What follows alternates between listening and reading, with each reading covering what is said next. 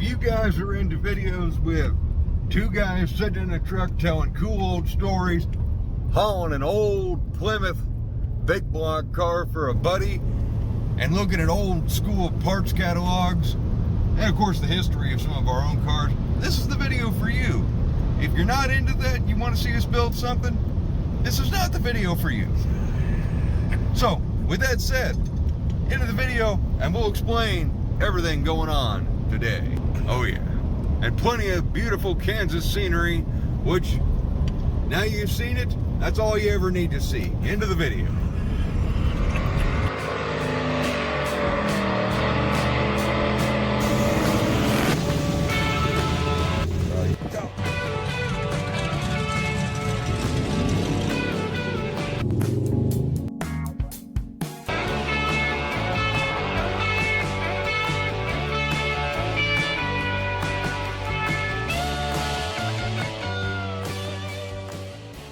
Well, just in case this becomes a video for whatever reason, today actually, on this fine, beautiful Saturday, we just got grazed with Gary Paints It. He brought us a picture of the yard dart. I think the excitement on my face says it all right here. Do yourself a favor, go check out Gary's channel, and you get to watch him make these works of art come to life. And heck, maybe even you can have him do a painting of your hot rod so you can display it in your man cave. And we were going to continue working on the 340. However, we got a phone call from an old buddy of mine who I used to go to his house all the time in my 73 Satellite, help work on his 65 Satellite. Factory big block car, really cool car, kind of his dream car. And, well, he moved quite a while ago, and I haven't got to be with my buddy Bobby in quite a few years. I know he's not a big guy to want to be on camera, but he just got a call that he needs help hauling his car to his home, so we are dropping everything we're doing, going to do that, and it's going to be another one of those road trip adventures because his car's been sitting. Oh, I saw the pictures of it the other day. It looks like it's barn fresh again. Oh no. Because he bought it out of a barn and he started getting it going. He had it running and driving, and then he decided to do the floor pans and then his move and yada yada yada. And now it's time to see that car get done. So we're going to help Bobby out, get that car moved, and help another guy get his dream going. Enough tooting my horn, let's rock and roll. The things you see at the gas station. That is a 69 Charger 500. And as a part of this adventure video, it's almost just too funny that my good friend Wayne is out and about driving his 69 Charger 500. You just don't see that every day. What a gorgeous car. I believe we found it, Dad. Yeah, well, looks like it. You know what's funny is all this early B-body stuff, and one of the first cars that really got me into doing YouTube and really doing this stuff is that car right there, my buddy Bobby's. Bobby. This be my buddy Bobby's car. Bobby, I'm filming your car regardless. I just want everybody to know about this car and what it really means to me. Is all the times I was just talking with my buddy Brian last night, all the times I drove my 73 over to your place, and we just sat there and worked on the two satellites. Now, you know you're going to have to put in the picture of him sitting in Oh, the yeah, back. yeah. That was the picture I shared to Brian last night, was basically the first year for the satellite with one of the last year. Yeah.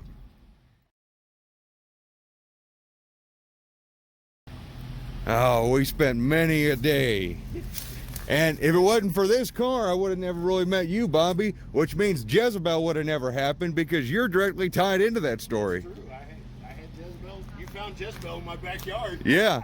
The day I got Jezebel, I was sitting in Bobby's backyard. Every time I tell that story, this car is synonymous really with a lot of my car history and a lot of the YouTube stuff.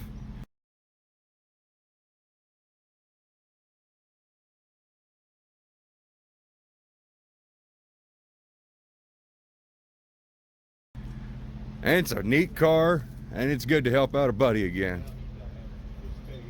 Oh yeah, I remember those seats. But yeah, really neat car, and we're gonna be helping it get back to its home. Well, to its new home, technically. That way Bobby can get back to work on her and start driving her and getting her cleaned up. Plus, it's a 65 Satellite. Who doesn't love this car? It's just a great looking car. Alrighty, so on to the adventure. Alrighty, she's hitched up. She's a heavy old girl. Now we're gonna get this one on home. You got it. Tires okay? You aired up?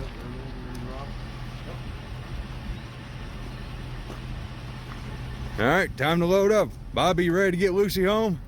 I'm more than ready to get Lucy home. She's been away too long. Yeah. I'm ready to see this thing running and going around the block again. No kidding. It's just a shame around the block is now like 3 hours away. But it's good to see her again. All right, Dad, progress report. Oh, crap, Bobby's driving a Chevy minivan. We better not show. There, we'll show it from this angle. We have Lucy still, the 65 Satellite.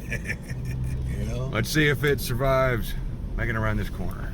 If we make it around this corner, we are good to go. Oh, wait, hang on. Borrow cars. Where does it? We got to move out of the town we're in. We got to move over here. All right, Lucy's still with us. Good. One more turn. I don't feel the trailer brakes, so I probably don't have any. It's okay. We don't need brakes where we're going. We got Mopars on the trailer. That means we got all the horsepower we need. All right, so now we're on the road. We got a catalog out to keep us company. We are on the road. Like I said, Lucy is holding up pretty good back there. So, what do you say? Let's kill some time by checking out this 1979 direct connection trade catalog. That actually has a really neat little piece of information right there. I think that is really neat. Now, when I was reading through this book earlier, it's stamped on just about every single page. But it's so cool to go in here and wonder, you know, you used to be able to go in there and buy whatever set of W2 heads you wanted. All the neat stuff, and it's just cool to be able to go back in time and all the parts that used to be anything you wanted. The fact that this one came from a canvas shop potentially. There's some of these things that are earmarked with prices on them, things that he may have been looking at for himself or other people. It's hard to say. That purple shed came in and been written down.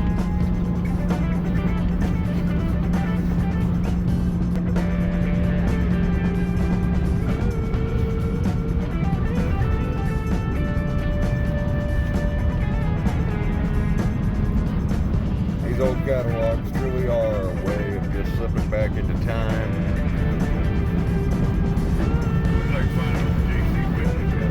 We have a J.C. Whitney catalog. Oh yeah, I do have an old one. But they are so huge. There's no way I could ever do a video on one of those old J.C. Whitney catalogs because they have so much in them. I don't know how I could ever go back in time and have one of those catalogs because dang, I'd be broken a heartbeat. And right there, there's the K member that's in the Barracuda. Have a couple of those water pump housings. It's got all this good little trivia right here, good information.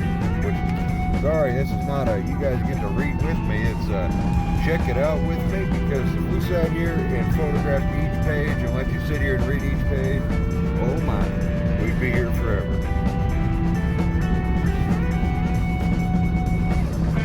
All the cool Hemi stuff you could ever want. Flying wheels, water pumps, intermediate shafts, and of course the obligatory race slant 6 section, which has no markings in it for curb. And of course the race slant 6 section is over. There's the old witness tray you used to be able to buy for slant 6. And now we're on to the racing bulletin page. Different gaskets, more cool old pictures of race cars, how they used to be set up. Oop, that page is a little free with all of our race distributor stuff. Ignition systems. Transmissions. Mostly automatics there. Flex plates. Got one of those flex plates. Came off of the Pro Stock Hemi, but 8-bolt. Chrome Dana covers. Adjustable pinion snubbers. Cross member for B or raised B and A body duster late. That's the cross member that is in the Barracuda. I bet you if I run that part number right there, dude, that is the K member right there. That is in the Barracuda. Yeah, because it did have a direct connection part number, P47935. There's the duster spoiler I would love to get my hands on. Now we're getting into the cool stuff. What 1979 was all about. Vans. Air horn setups, stuff for vans. All the cool stuff. Of course, we're going to be getting into the direct connection guys. Look at the stuff from the trucks used to be able to get. I have never seen the spoiler setup for a truck. The flares and everything. This is by far probably one of the coolest direct connection catalogs I've ever seen. And it's got stuff on the Chrysler Kit Car program. Which one you could build and buy, all that stuff. And all the parts to it. Which if anybody actually is interested in getting better pictures of these, I will take screenshots. It may take me a minute to get them emailed to you, but I will do my best. Because the kit car section in here is huge and expansive. Then cylinder heads for Colts and Arrows. I had a 78 Arrow. Or no, mine was a 77 Plymouth Arrow. Yeah, 77 GT200. Wanted to keep it all factory and ended up trading it for my first motorcycle. Look at that piston. Could you imagine building a hot rod 2-liter Mitsubishi motor for one of those? Unfortunately, here's the end of the catalog. Spring wheels, tachometer, all the little memorabilia stuff. I can't believe they called that a stroker hat. Stroker cap. Yeah, I'll just take one of everything right here. In fact, that's the license plate we bought for the Barracuda at Indy. I got mine from Direct Connection. Well, I want to thank everybody for taking 6 minutes of their time, potentially, to go through that catalog with me. Now let's get my buddy's car on home. So I figure while we're just sitting here cruising along, you know, Lucy's in the back, everything's going pretty good, knock on imitation wood here on the dash. And I figured some of you, I know I've heard the question before how we got Jezebel and the name came across when Gary was over earlier who did the painting of the yard dart. He asked about Jezebel's name. And since I brought that up earlier, I figured, what the heck, we'll just talk about that. Because the whole story with Jezebel was I woke up at a friend's house after basically working on Bobby's car the previous day, was over at their place, drank a little too much, woke up, sat on the front porch, opened my eyes and saw this really crappy blue Charger. But then it came to me, that's a 70 Charger, that's sitting in Bobby's driveway. And so I walked across the street, basically had a cup of coffee with Bobby and talked to him, and they had just drug home this pretty rust-free but mangled 70 Charger. It had the whole back end of it cut off mercilessly for parts because it was just a 3-teen 2-barrel column shift 70 Charger. And well, at one time that wasn't a cool car. Well, in fact, a lot of people still wouldn't call that a cool car. The only cool part was the fact it was a Charger. But that car had been stripped to the bone. I fell in love with it, felt attached, and ended up selling, I believe at the time, it was either my 66 Tornado or my 62 F85. Can't remember which one, but either of those cars I love dearly. But I sold those because, lo and behold, the car belonged to another friend of mine, Dan Peacock, who was Bobby's cousin, and through knowing these guys and John Wise, who was my old Mopar mentor, I mean, it's literally just this whole thing in the town I grew up in.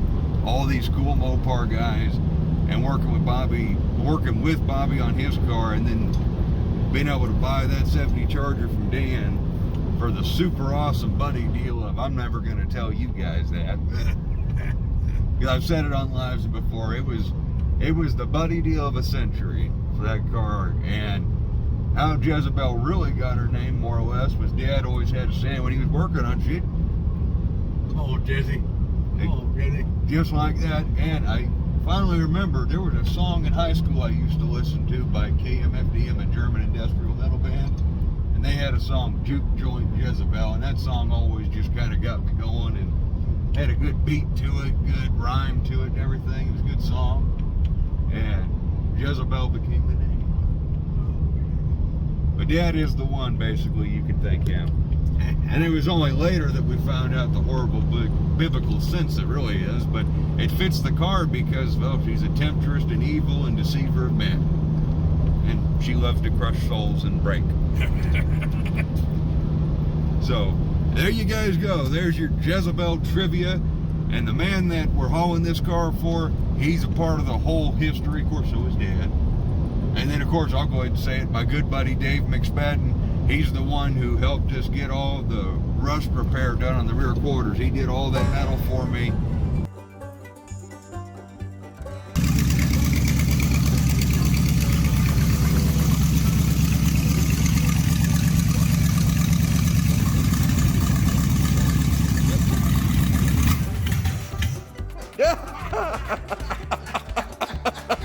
Oh, that was perfect. I told you. He knows you're watching. Yeah, as soon as we started the camera back up.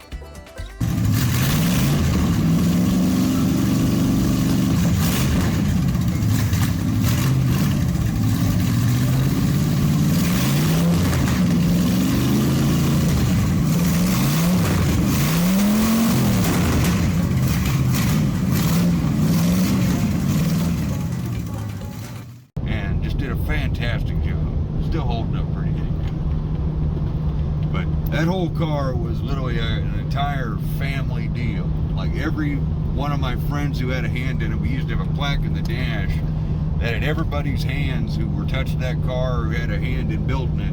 Unfortunately, that plaque, I still have it, but it got damaged in the rain, one of the rainstorms. So we had to take it out. But yeah, a lot of great friends. Of course, Michael Schrick, I have to thank him because he was there in the beginning, helped me.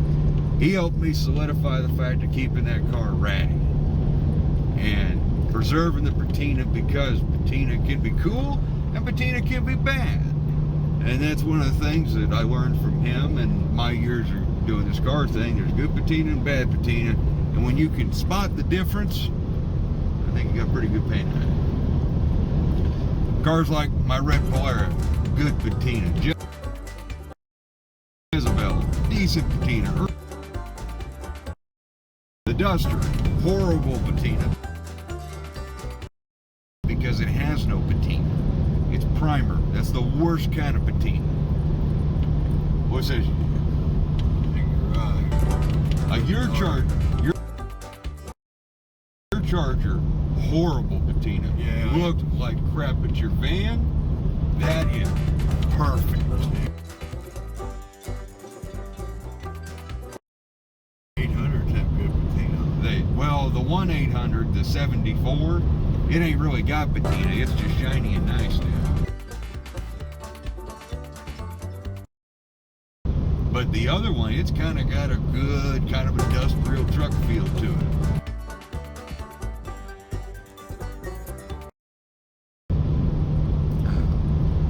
Well, daggone, we just wasted another 5 minutes of people's time. But I hope you guys enjoyed a little bit of story time. Here's to, well, hopefully more beautiful scenery of good old Kansas. Onward.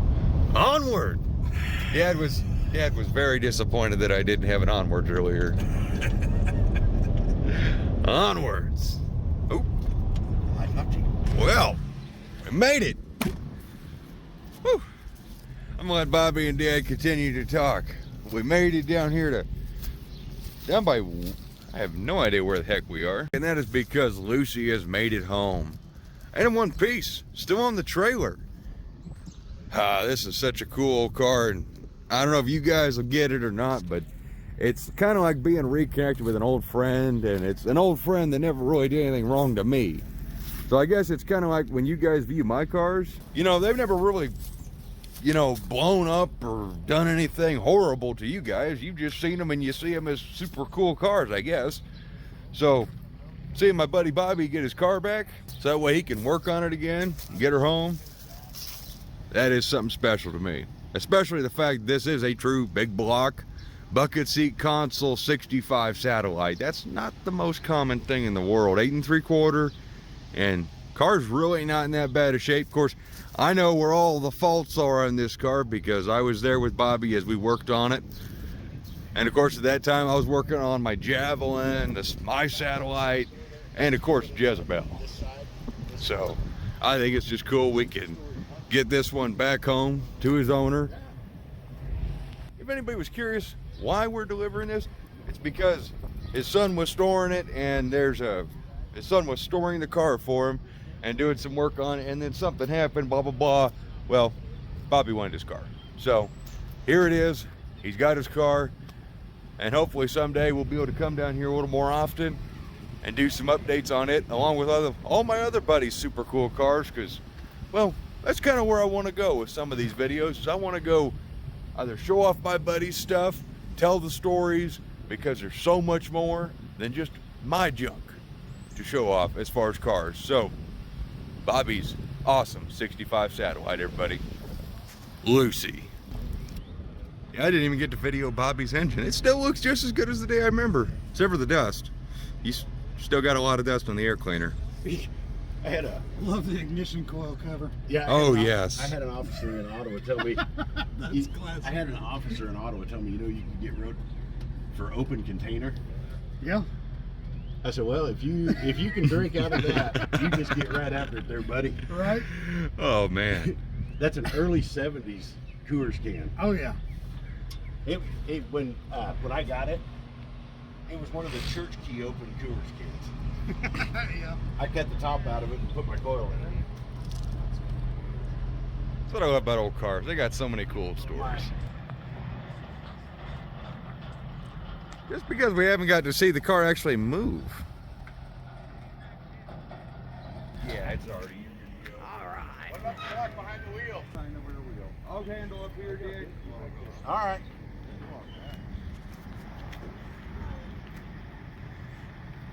Careful, make sure you're on them ramps. I can't see. I can't see it either.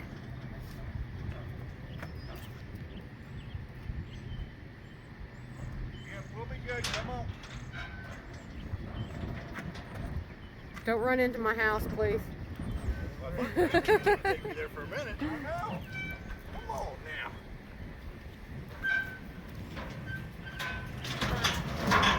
now. Oh, this ain't looking good.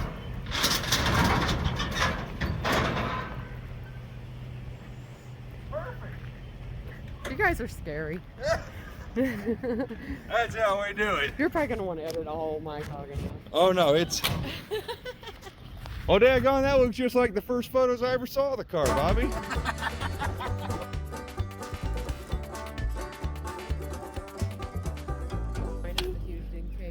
Well, yeah, minus all the damage and it looking really barn findy.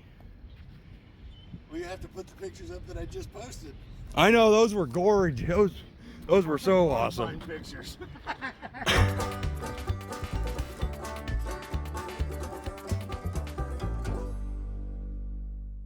Well, now she's off the trailer and home for real. Yeah.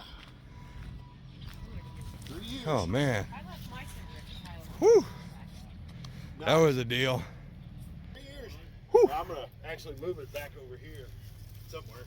Yeah. Well, you can move it to either side. I know. I just don't want it. I love my job right now.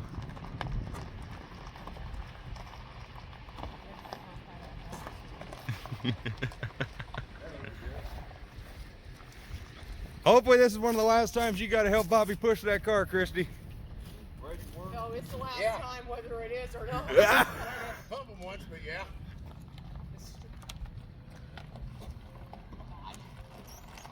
Push, man. Where's your muscle? Shit.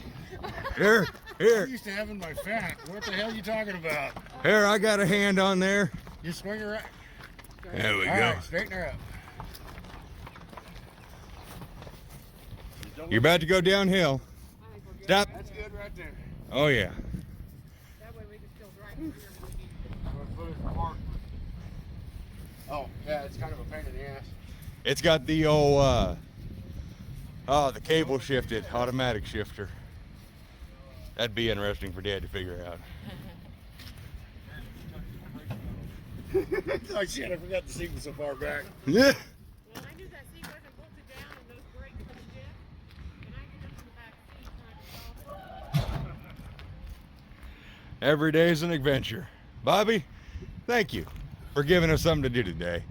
We could have been working on my 340, but you know what? This is way more. Which, by the way, if anybody ever watches the videos and they see the Mopar's Limited Tech or plaque by my lathe, Bobby made me that one. I actually didn't make it. She Oh, made it. that's right. Christy made it. Yeah. I didn't know. So, give you that We're all tour? friends and we're all basically family, so. But yeah. Reason why I went ahead and did this video, we went ahead and did all this because, well, it's all history. Alrighty, folks, so we're gonna end you off with this last little piece here. Bobby told me about this old Texaco station, and we just gotta show it off because why not? That is freaking cool. It's cool. Golly. That's gonna be perfect for a photo drop when he gets Lucy running and driving again. So, as always, guys, we want to thank you for joining us for this video. It may not be the car video you wanted, but it was a good adventure. We got to deliver a car to an old friend of ours. We got to hang out. And of course, nothing went wrong yet. There we go. Onwards, back to Scott Speed Shop, where we'll continue making videos and making hot rods. So, thank you guys for watching. See you then. Bye-bye. Bye-bye.